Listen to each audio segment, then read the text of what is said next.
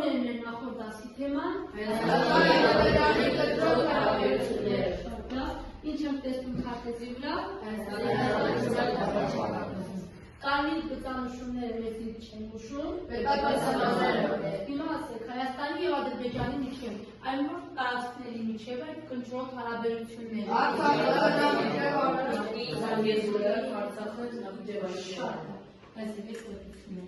Հարցեր ունենք նախորդ դասի կարգավորման։ Իսկ ինչ է հասարակային դասի կարգավորման գործողությունների հակառակության հիմնական կողմերը։ Շատ լավ։ Դուրս գրել դասի մեջ թվականները կարևոր, որոնք են, ով է դուրս գրել, կատարել եք տնային հանձնարարությունը, ծնոտ հերթով կարդալ, մնացածը ստուգում եք, ով է կարդում, սիր, Հայերի և թաթարների լավացած հարաբերությունները 1905-ից 1906 թվականների բախումից հետո պահպանվեցին։ 1918 թվականի սեպտեմբերին թուրքերի ճնշման արդյունքում Ղարաբաղի որոշ տարածքներում թաթարները վերահսկողություն էին կատարում։ Լավ, այդպես է գրել 1906 թվական 18 թվականի իրադարձությունը գրել է, ով կարող է լրացնել Լարիկ ներկայացրու 1918 թվականի հունվար 10-ին Բրիտանիայի աջակցությամբ Ղարաբաղի և Զանգեզուրի ժամանակավոր գերական մայրապետ նշանակվել։ Շատ լավ։ Կային լրացումներ, բոլորդ այդպես է գրել, թերի չունենք պատասխան։ Հիմա երկրորդ հատվածքանի որն է հակամարտության հիմնական հանգույցները, ով կներկայացնի տնայինը ներկայացրու։ Հրի առարկային Ելիզավետպոլի նահանգի Ղարաբաղի լեռնային մասը, Զանգեզուրի, Երևանի նահանգից Նախիջևանը, Շարլուտ Ղարաբաղյանի և այլն։ Այդ դիջեի տարածքները գրել եք, բոլոր այդպես եք ներկայացրել։ Հիմա քարտեզի վրա սերոժը կարդաց, բայց քարտեզի վրա մենք ցուցադրենք այդ դիջեի հատվածները։ Տեսեք, որոնք են, ես ցույց տամ, դուք ասեք։ Տրապիզոն, Բիթլիսը, Բալանի, Վիլայեթը և արդեն այն երեք նահանգների մասին մենք արդեն խոսեցինք։ Իսկ տնային հանձնարարության վերջի կետը որն է։ Գործող անձին։ Դասի մեր որ գործող անձանց մասին մենք խոսել, ովքեր կնշեն Դրովը, Հրդերը, Անդրամիկը, շատ լավ, ելոք կավելացնի Ստեփանոսը Շամիլյանը, Սեբաստացիոնը, ելոք Սուլթանովը ճիշտ է։ Բոլորդ եք այդպես գրել, կային թերի գրացումներ եղա, շատ։ Հիմա մենք հարցերով ամփոփենք մեր նախորդ դասի թեման։ Երեխաներ, հայ-ադրբեջանական վեճերը ինչ պատմական հիմք ունեին։ հայերը և թաթարները բախումները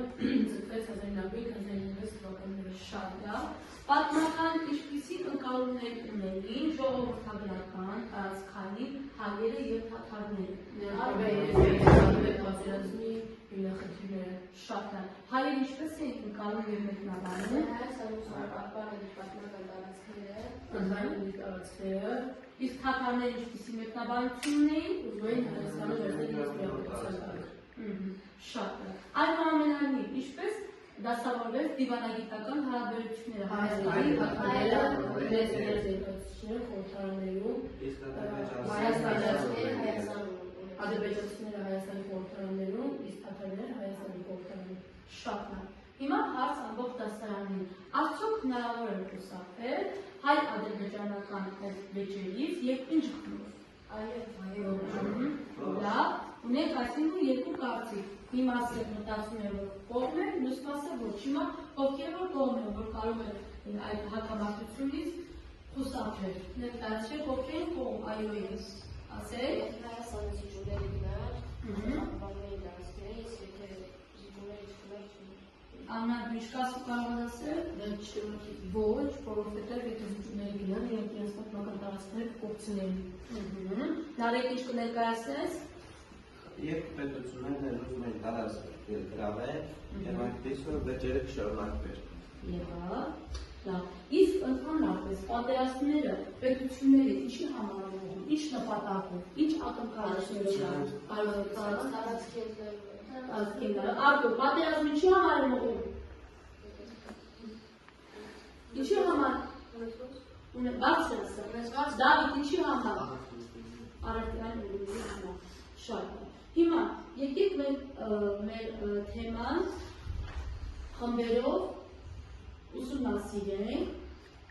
Առաջին խումբը ուսումնասիրի Զանգեզուրի իրադարձությունները, երկրորդ խումբը ուսումնասիրի Ղարաբաղի քաղաքական իրավիճակը, երրորդ խումբը Նախիջևանի շուրջ զարգացումները։ Դուք այս աշխատանքի համար ունեք 5 րոպե ժամանակ, յուրաքանչյուր խումբը ուսումնասիրում է օգտագործելով դասագրքում առկա նյութերը եւ ցանկալի է ուղղել աշխատանքը ներկայացնի վճարի տեսքով։ Եղավ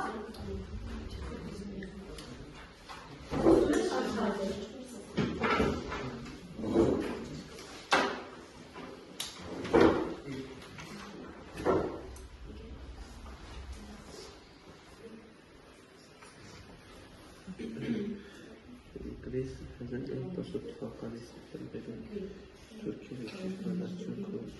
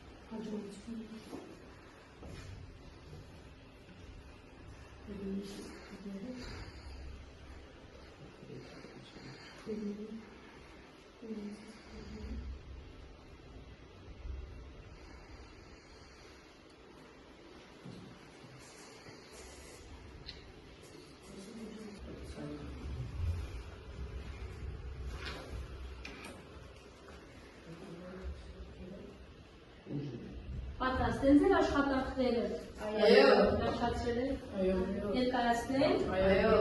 Ձեր ցանկությամբ սկսենք։ Ձեր վերջացրեցիք աշխատանքը։ Այո։ Ով է որ խումբն է սկսում։ Եղավ։ Անդրանիկի Ջանիրը Զանգեզուրը։